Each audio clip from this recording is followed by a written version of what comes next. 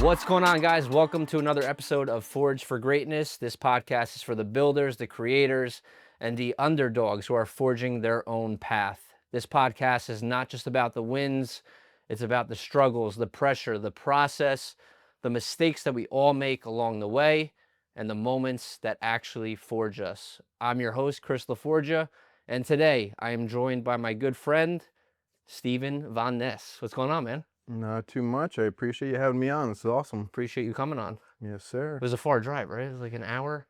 It's like an hour from up in the country, yeah, but not too bad. No Okay. traffic, so lucked out. You're in Sussex County, right? Up in Sussex, yes, right in Wantage, right past like Lafayette, so a little bit up north past Sparta, but And you've built a pretty solid book of business as a realtor up in those parts, right? yeah, well, I grew up in, Morris County in Lake Opakong, so that's where I started my business, and Mm-hmm. then when I moved further out there, I didn't want to be driving back and forth. So I definitely tried to, grow my business more out that way, which just worked out. I have Mm-hmm. gotten some more business, but still some work to do, for Love it. sure. We're gonna get into all that in a little bit, but if we could reverse to your childhood right now, where did you grow up? Grew up on Lake Opakong, so right in Morris County. I love Lake Opakong. I got to grow up right in the water, so it was a pretty amazing childhood. I would come home from school and take the kayak out or go fishing, hang out with my friends on the lake. So it was a really, really cool place to grow up, and eventually that's where I want to move back to as well. So it was awesome. Yeah. What was that environment like growing up in that area? It was good. Like I said, there's no shortage of things to do. I feel like nowadays people are stuck inside on, playing video games and on social media. But I feel like I was really the last generation to get to enjoy the outdoors. And we kind of grew up where Facebook and social media was becoming popular as we got older, going into Mm-hmm. middle school and high school. But when we were younger, it was still about going outside and enjoying nature. So it was great. Like I said, I would go fishing, take my little 9 horsepower boat out. When I got older, take the big boat out, and the jet What's a skis, nine and nine? just a 9 horsepower motor. So you can only have a 9 horsepower motor when you're 13 years old. Then once you turn, I think 16, you can drive the big boats, but it's just a horsepower limit for your age bracket. Got it. Obviously, I don't know anything about I know you're boats. not a lake guy. I take you on the boat, you get seasick on me. It's like, I do. Yeah, I remember that. yeah. Oh my God. So, would you say that the environment, family life, was it a supportive environment or were there tough times growing up? No, I mean, everyone has, things they go through, but in general, my family was super supportive. I always knew that I wanted to kind of do my own thing, and whether it was start my own business or, go the entrepreneurial route. I didn't want to go work a 9 to 5 job. I Mhm. didn't never liked school. So I didn't want to go to a 4 year school. And my parents, they always really supported me with everything that I did. So yeah, it was a very supportive, good environment to grow up in for sure. What do your parents do for a living?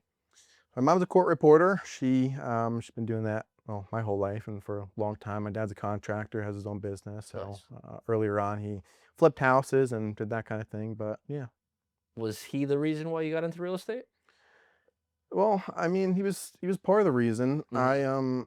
From a young age, I knew I wanted to find success and create financial freedom, and I wanted the nicer things in life and have a nice car and a big house. And Mhm. I started researching what is going to get me there. I was always kind of fascinated with the ultra wealthy, like what makes somebody be able to afford a $500,000 car when people can't even afford a $500,000 house. It's like the gap there is so big, and it just blew my mind that people would be able to do that. So Mhm. I just started at a young age. I started to research, what made people become successful, and how could I, go down that path and make that much money. And at the time, I don't know if it's still true. I think it is, but more millionaires were made in real estate than any other industry. So I saw that, like, all right, that sounds like a pretty cool thing to get into. My dad was obviously kind of in that space, and Mhm. that brought me down the real estate investing path. And from there, I figured, I can't just start investing in real estate. I'm, 13, 14, 15 years old, whatever it is. So, I might as well get my real estate license, learn the ins and outs of the business, and start there, and then eventually work up to, investing. Okay. And how old were you when you got your real estate license? I got it. So I went to CCM for 2 years because I didn't really know exactly what I wanted to do back then, getting out of high school. I was still kind of trying to figure that out. So I was maybe 21 when I got it. Okay. Yeah, 20, All right. 21. So, again, backtracking again, we're going to stay in the childhood before we dive into the nitty-gritty stuff with the business. But what were your first real wins as a child that you can recall? So when I was, I think it was fifth or sixth grade, I started selling candy on the bus. So going back to my parents always supporting me, I had a friend who did this. He was a little bit older than me. I heard about it and I was like, I want to do this. Can So you rephrase that?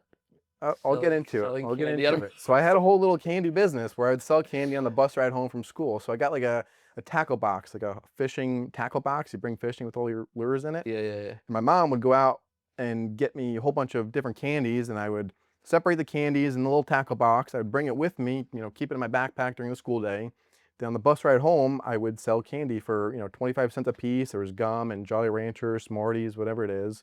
And I did that for like a whole year. I made a few $100 off of that. And at that age, fifth or sixth grade, that's pretty good. You feel Pretty like you're good dough. rich. It's pretty good dough at that Um, age, yeah. yeah, it was good. So that was like my first, I guess, first little taste of it. And then Love it. eventually they shut me down and terminated my candy business, which is like, how are you gonna do that to a kid? It's like I'm out here Wait, who shut you hustling. down?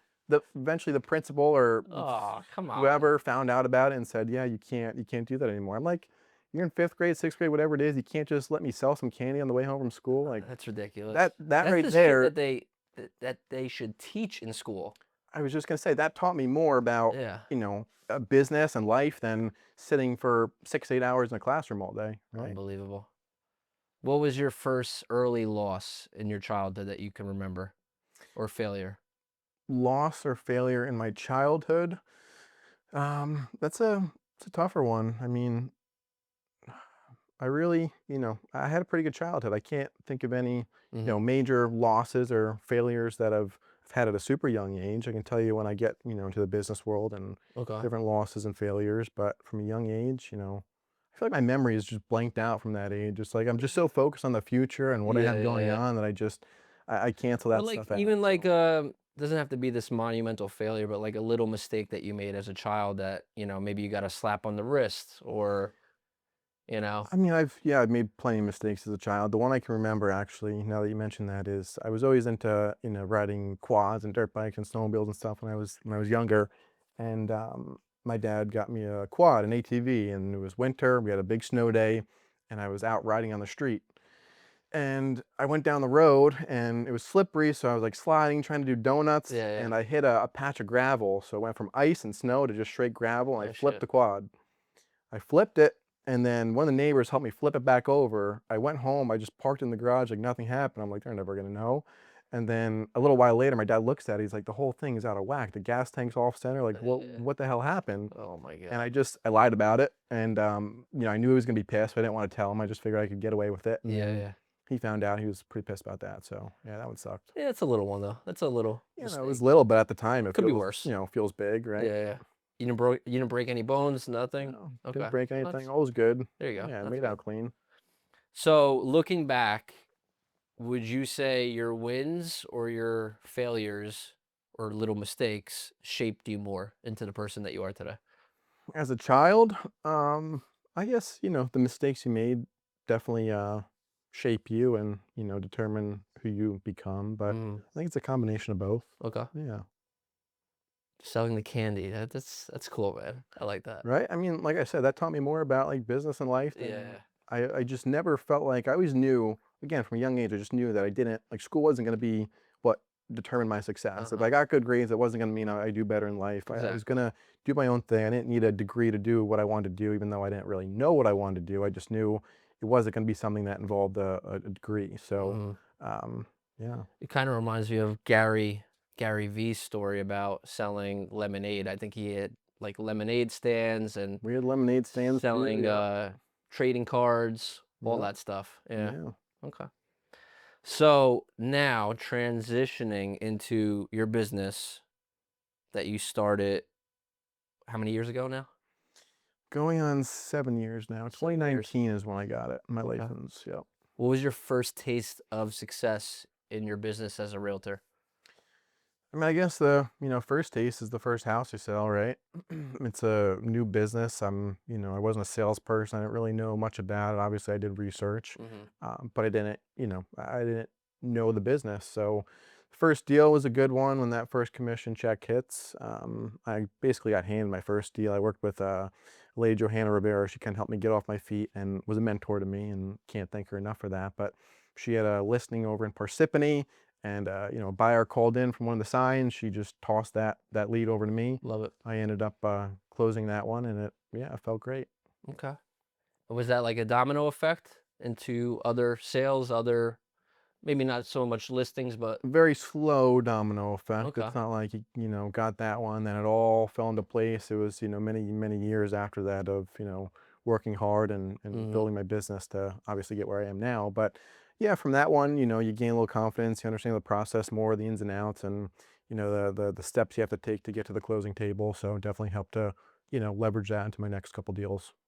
So, first failure that comes to mind in the business. First failure in the business world, I would say, was not necessarily one event, but it was a combination of a bunch of different events. So I was probably in the business for maybe 2 years, and I was struggling. I got deals, but you have to, if you're not selling at least 10 or 15 houses a year, you're not, making enough to survive. You're not making an income. So I was selling, 2.5 million, maybe, 5, 6 deals a year at that point. And I was always really good at creating opportunities and getting on the phones and getting meetings with people. But I Mhm. was never, at that time, I couldn't convert them into actual listings. So I would, get people on the phone, have them agree to, meet with me. I'd go meet with them, but then once I sat with them at the table, I couldn't get them to sign. I couldn't get them to move forward, and it was, lack of confidence at the time. It was lack of knowledge and experience, and I was young. So, when you're that young, people you have to really come across like you know what you're doing, or else they're not going to want to work with you. Yeah. So it was a big challenge to overcome. And it's also, although I was young, that didn't stop me from getting the deals. If I was more knowledgeable and more confident and everything else, I still could have closed them. Mhm. I just didn't have the experience to do it. So it was a combination of that. It was like, 4, 5, 6 of those in a row where I got the meeting and then I just did not land the listing. And it was Yeah. just like, already in that time, I wasn't selling that many homes. So it was just, lack of money and struggling and then having all this build up. And I'm like, how can I keep doing this? I'm doing the same thing and just keep failing, failing, failing over and over again. Yeah. It got to a boiling point where I'm like, I don't know. Like, I don't know what to do. What am I doing wrong? I don't have the help to get me through this. Would you say that was your biggest mistake? I don't think it was necessarily a mistake. I mean, at the time, you don't really, know that it's a mistake. It's just part of the process. It's Yeah. part of the, learning. Definitely shaped, my business, I think. But I ended up seeing a quote from, I think it was Ed Milet, and he basically said, "What if Love him. I love his podcast, by the way. I Yeah. don't see too much of him anymore. I don't know if I unfollowed him or what it is, but I don't see him like anywhere on social media anymore. He used to be huge." Yeah. But I saw him say something on like an Instagram reel, and he was like, "What if I told you you were going to fail X amount of times before you succeeded, right? There's no straight line to success. Everybody knows that you're going to fail. But what if I told you there were a set number of times you're going to fail before you found success? You would stop Mhm. looking at failures as, a step back and start looking at them as, a step forward." So Yeah. it really helped me shape my mindset and saying, all right, well, every time I fail, it's just one step closer to success. And it's Mhm. important to obviously go back, learn, and take something from those failures to improve. But you're going to fail, so every failure is just one step closer to success, and that helped me kind of move forward and gave me the motivation to keep going. Love that. So, 5 or 6 times in a row, you went to the closing table, but didn't close the deal. Yeah. How long after that did you end up getting your first closing? It wasn't long after that, to be honest. Once I kind of shaped my mindset a little bit and made that change, I, started focusing on just improving and getting better and learning from my mistakes and Mhm. seeking help too. And so that's when Johanna would then come with me to a listing appointment. I kind of learn from her and see how she did it. Mhm. And I ended up closing a pretty big one. It was like a $790,000 deal over in Boone Township. Nice. That was my first big listing, and it really helped me continue down that path. So it was good. Obviously, with any business that you're in, anything that you're doing, it's always good to have a good group of support around you. Yep.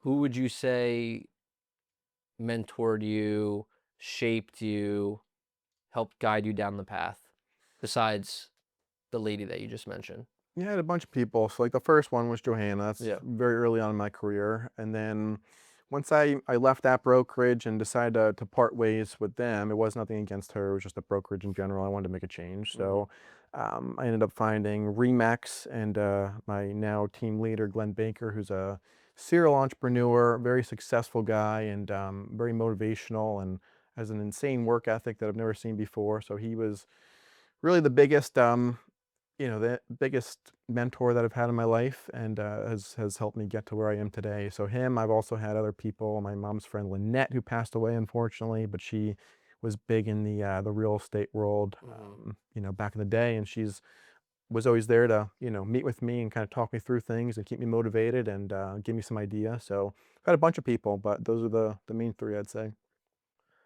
Was there ever a moment that you felt like quitting? Yeah, I mean, right. We were talking about, the time that I had four, five, six Yeah. listing appointments right in a row. Not to reiterate on that, but I remember getting in my car one day and just driving. I always found kind of peace in just driving and being clear head and Yeah. think straight. And I was just like, I was sobbing in my car, like I can't keep doing this. Like at the time, it felt monumental because I had a 2-year college degree, but I didn't know what else I would do if this doesn't work. It's like, what else am I going to do? I don't, Yeah. I'm not experienced in anything else. I'm young, but I'm at the age where I need to start making money to move out and move on with my life. So if this doesn't work out, like what am I going to do? And I'm just Mhm. keep doing the same thing, keep failing, and it's clearly not working. So at that point, I was almost ready to quit, and then eventually decided to keep going. Thankfully, What helped you forge ahead though and not quit? again, just finding motivation and realizing that the failures were stepping stones to success. Yeah, and ultimately just a strong inner belief in myself. Like I always, from a young age, I had this belief that I'm gonna, be able to succeed and build the life that I want, and just knowing that I'm capable of that, right? Like I know I'm capable. Might not seem like it now, but I know I am capable. So I just got to keep going, and I'll get there eventually. So a lot of people get confused about this question. I think it's written out pretty well. What's what was your forging moment in your business? Meaning the aha moment where you're like, okay, this is working. I would say it was the first year that I hit my goal. So it was the first year, first full year that I was on my new team, the Morris Agent team at Remax, and I had finally hit my goal. Right, every year you go into the year, you set your goal, and you have all the expectations of hitting it. But in prior years, I wasn't hitting it. Hmm. And this year, I did everything right. I worked really hard, and I ended up hitting my goal. I did, I think, 9.5 million in sales that year, which was, Nice. at that age and only a few years in the business, it was really good. How old are you now and how old were you then? I'm 27 now, so that was only a few years ago. That was 2024, I think. Okay. Yeah, 2024. So the end of that year, when I hit my goal and I made good money, I realized that, I know what to do now. This is going to work, and if I stay consistent, it's going to be good. So I get the going back to what you said earlier about looking young, acting young. I get that too all the time Yeah. because I have a baby face and I'm Yep. I'm I'm 37 today. And like how do you overcome that? Like when people doubt you because of your age or how you look, or how do you personally overcome that? Well, when I first joined the team with Glenn, that was like my biggest thing. I went to him because I wasn't converting the listing appointments, right? And that was a big reason that I joined his team, is he promised me he would help me with that. And the thing I told him was like, listen, I'm just young. Like people aren't taking me seriously because I'm young. It's like that's not why they're not taking you seriously. Like it's a limiting belief that you're putting on yourself. There's plenty of young people that can go out there and get the business. It's just you have to be more experienced, more confident, more knowledgeable. So Mm, just by knowing your stuff more, right? If you go in unprepared, you're gonna look unprepared. If you go in knowing what you're gonna talk about and knowing what you're gonna do to help that person, then you're gonna come across much more confident. And the other thing is just, I would go into the listing appointment with the expectation that I need to close this deal because I want to make a commission, and it was kind of selfish. yeah. Whereas now it's like I go into that deal knowing that I'm the best person to help those people, right? I know that I'm going to care more about their house. I'm going to market it better. I'm going to spend more money on it. I'm going to care more, and I'm going to get them more money. And so if I don't do a good job and I don't, get the listing, I'm actually hurting them because they're likely to go out and sign an agreement with somebody else who's not going to care as much, not going to do as good of a job, not going to market their home as well, not going to get them as much money. So because of that, you have this whole mindset change where I'm genuinely helping these people Hmm. versus just trying to sell them and get a commission from it. So changing your mindset, changing the way you look at things, and not being, selfish about it, and being, um, just trying to help people is the best way. And then now it's just, I have so many deals under my belt, and I've been doing it for 7 years now. So just kind of the confidence is already there. I know there's, no deal that's too big or too small for me to do. I've got the deals under my belt and the confidence to match it. And the So team now behind it's you a as little bit well. easier. Yeah, Yeah. love it. And let's just say this is a video game, right? Let's go back to Nintendo. Nintendo 64, even I before never that. played Nintendo, so I might not be good here. Come on. Use a different reference, different Sega? analogy. Nope. I had PlayStation, PlayStation? PlayStation 5. Are Yeah. there levels with PlayStation? I forget. I mean, there's different games, right? So There are levels, right? Used to have a PS2. Okay. PS2, that's what it was. Yes. Yeah. All right, let's just pretend this is a video game, right? And we Yep. got to get to level 30. Okay. What level are you at right now? That's a good question. I mean, level 5, maybe. Okay. Yeah. And what is it going to take to get to level 30? It's gonna take a lot of work and effort and perseverance and everything else. Yeah. Just keep your mind at it, and put your head down and keep at it, I guess. Okay. All right. If I had the answers, I'd already be at level 30. What happens when you get to level 30, though? At level 30, I see myself, Because most people, once they get to that level, they become complacent. They think they have everything, and, you know, I mean, if you they reach the stop final fighting. level, is it a bad thing to be complacent? I mean, at that point, you probably made the money that you want to make, and you're comfortable, and you're happy, and you're living the life you want. So, yeah, I mean, my perspective is once I hit that level, I'm not going to have to, be selling real estate every day. I'm going to be able to Mhm. live off my passive income and my investments and Yeah. the team I have under me. So it's, I don't think I'm ever going to not want to work, but, I'm not going to want to wake up every day and make cold calls and sell houses because it is stressful. So I just see, level 30 being relaxing, getting to travel, being, financially free, living in the house I want, Mhm. traveling where I want, when I want, not having to wake up at any specific time every day, just, managing my investments and yeah, living off that. Is there a certain movie that motivated you to get into real estate too? And I'm so not a movie person. You should know this about me by now, but I'm not a huge movie person. So like I didn't watch that many movies growing up. I'm just now starting. Wait, for Like, real? yeah, no, What I about the was first shoot that never. we did together? I love The Wolf of Wall Street. Like there's movies that I love. I'm not saying I don't watch movies, but Yeah. like I don't have this huge Rolodex of past movies that I've watched. So That movie didn't make you want to get into real estate though? Like sales? actually, you know what? I guess if you look at it that way, I guess yeah. Yeah. That was It did for me, at yeah, least, you know? that The Big Short. I Yeah. mean stuff like that. Yep. Yeah. So we've reached the conclusion of our episode, and I ask every guest 5 questions. Call it the Forged Five. You ready for them? Let's do it. Okay. What is a habit that you attribute most of your success to?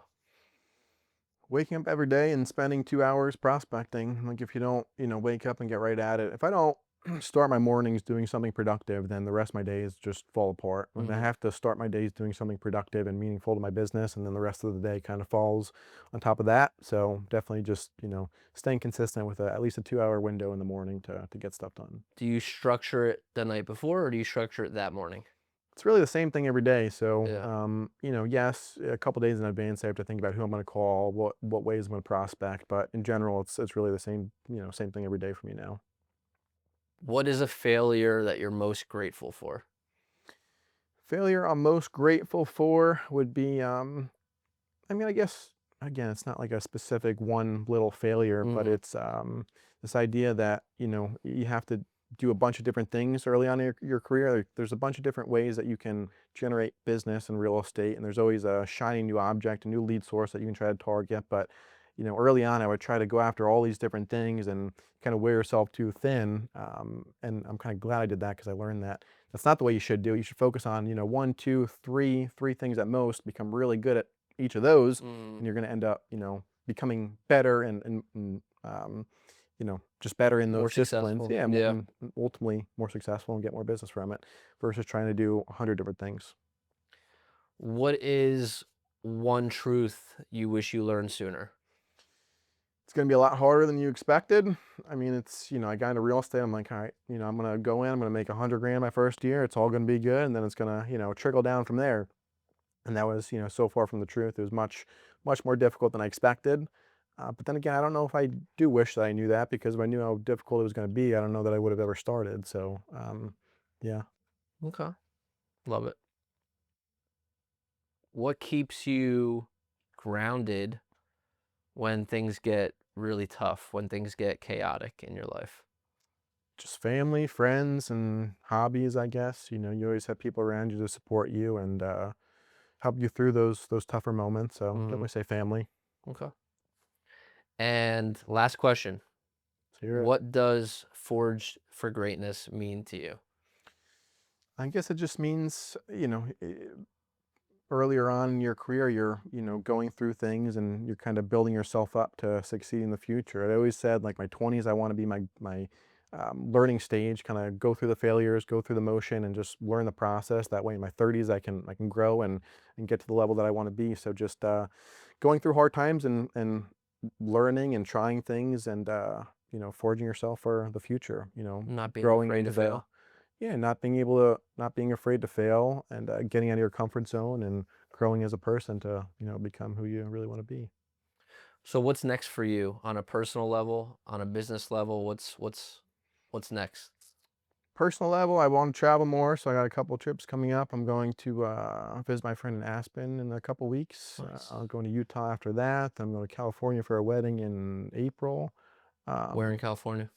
Going to, I think it's San Diego for the Oh, wedding. it's San beautiful. It's Francisco or beautiful there. San Diego? I think San Diego, I and hope it's then San Diego, not San Francisco. I think it is San Diego. And then I'm going to Napa with my girlfriend's family after that for 5 or so days, which that'll be Is that fun. like the wineries and all that stuff over there? Yeah, it's Yeah. wine country. I'm not a big wine guy, so I Okay. gotta start drinking some wine.